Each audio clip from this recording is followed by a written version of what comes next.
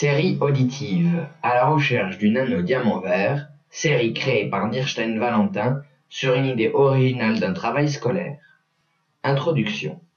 Tout commence par les travaux d'un chercheur nazi en 1943 et cela se terminera par une jeune fille destinée aux beaux-arts en 2018. Tout le monde sait que la science avance dans le domaine de la génétique, mais pas forcément dans le meilleur sens. De plus, la quête frénétique et impitoyable d'un sérum vert appelé aussi nano-diamant vert par la famille Wagner remet en question l'importance du savoir. Épisode 2. La soirée d'anniversaire. 14 juin 2016, Folies Pigalle, Paris, 1h42. L'ambiance est chaude. Tout le monde danse, partout autour d'elle, les gens suent, les gens sautent, les gens crient. C'est la joie de vivre à l'état pur. Elle est avec ses amis. Ils sont là pour fêter ensemble ses 20 ans. Dans quelques jours, elle va passer ses examens pour rentrer aux Beaux-Arts. Tout ce dont elle n'a jamais rêvé. Elle rit aux éclats. La vie est encore devant elle. Et pour aujourd'hui, pour cette soirée rien que pour elle, elle ne pense qu'à vivre. Vivre pour cet instant avec ses amis. Après ça, elle ne sait pas. Le son de la boîte de nuit est fort. Le DJ passe en ce moment l'un des meilleurs morceaux du début d'été. Elle est heureuse, insouciante. Elle s'assoit, d'un coup, essoufflée d'avoir trop dansé. Elle est un peu sonnée, sa vue se trouble un peu. Elle se rapproche du bar pour prendre un verre de gazeuse, un verre de badois plus exactement. En ce jour, qui avait bien commencé, elle se sent bizarre, comme si quelque chose se réveillait en elle après toutes ces années. Le temps passe un peu, il est déjà 2h37 du matin et elle décide de partir, de laisser ses amis dans cette boîte humide de sueur à la musique trop forte. Alissa marche lentement à travers les rues sèches de Paris. Dehors, il fait chaud encore. La grande ville de lumière retient la chaleur des voitures et des activités humaines. Sur ses talons, un peu haut pour elle, elle titube légèrement, peut-être à cause du champagne de la fête. Dans ses cheveux, quelques mèches bleues et roses viennent couper la monotonie de ses cheveux noirs, comme le charbon coupé au carré un peu long. Elle rit, toujours, aux passants, aux SDF de la nuit, à monsieur l'agent. Elle a un beau sourire, plein de tendresse. Au détour d'une rue, Alissa plonge dans la pénombre d'une ruelle sombre et lugubre. Elle est mal à l'aise dans cet endroit, mais c'est plus rapide pour rejoindre son appartement. Cette ruelle est mal éclairée.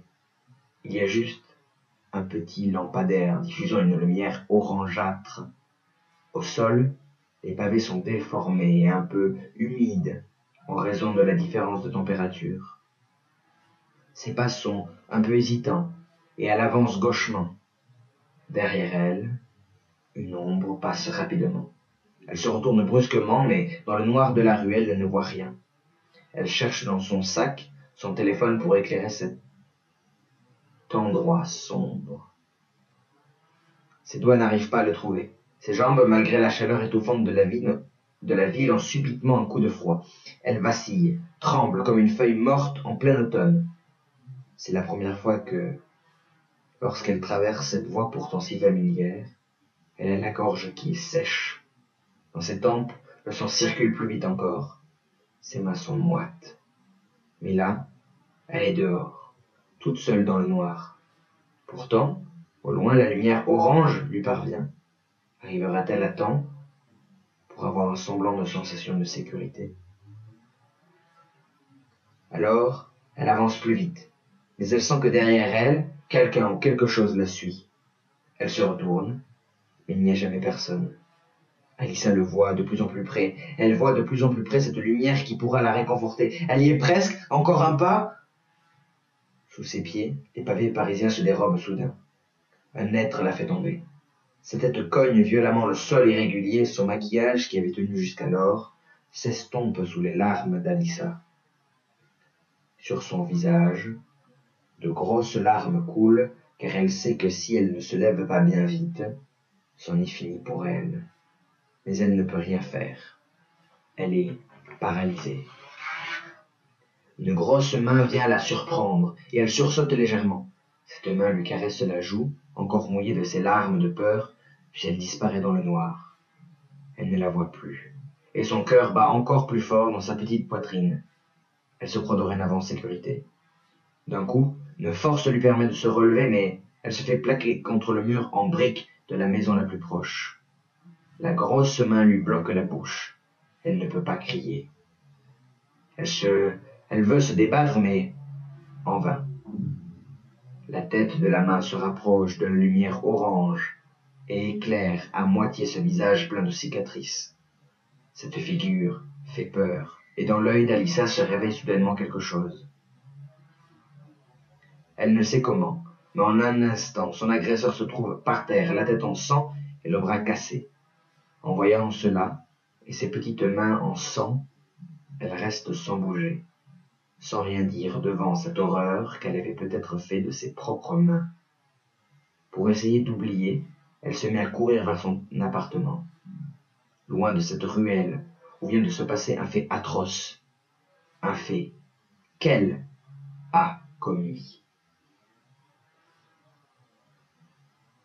Fin de l'épisode 2, la soirée d'anniversaire, de la série auditive à la recherche du nano diamant vert.